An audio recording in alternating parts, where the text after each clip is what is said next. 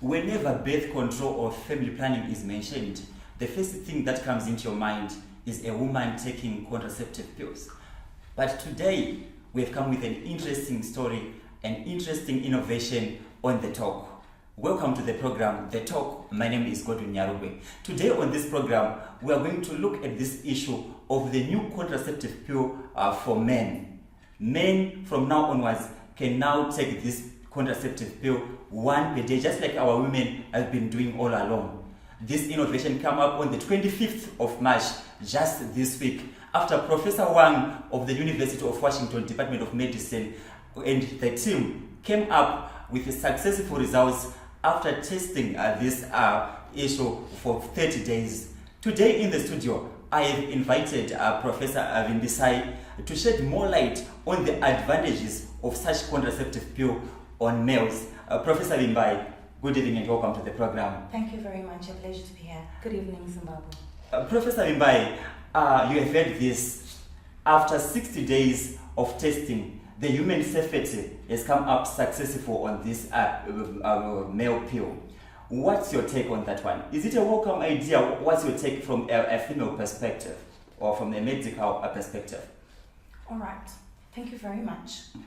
Speaking of medicine perspective, everything has evolved and things are being discovered day after day.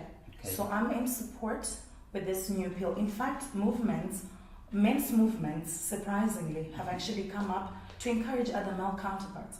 Because you see, there's a lot of resistance that comes into the market when we bring a different sex to uplift a certain thing. It's as if you're downtrodden. Okay. We need men to come up, campaign for other men. You see, that brings in a lot of psychological effects to see that it's actually quite normal. Some people wouldn't want to come out of the box, but see it as a good idea. Well, consequently speaking, I think it's high time. And these drugs should have just probably come in the 80s. By now, they would have been accepted. Thank you for that. And Vimbai, we have some men out there who are saying no, birth control and family planning is solely for women. And when you become pregnant, they will be asking you, why did you skip your pill, something like that. So we have those men out there who still think that maybe the issue of family planning or birth control, whatever it is, should be solely based on the female. What do you say to them? What encouragement would you give to them? First of all, let me bring a statement that is quite common. Ignorance is not fashionable. Okay. So, on the part of those people who bring in these pills and drugs, we also need literature, we also need lessons, we also need, look at HIV for instance.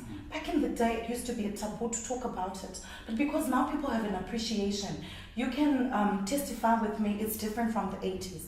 So when we can eradicate ignorance, I'm sure something can be embraced quite easily. So people should really print more literature. That's how I can bring into this topic. I wouldn't want necessarily to push people and shove them. Okay. See, when you bring in a concept with, let me say, with an attacking stance, anyone is bound to retaliate. So why not bring it in a friendly realm, in a discussive realm? Hear out the men. What are their fears? Address them and not just outrightly put them away.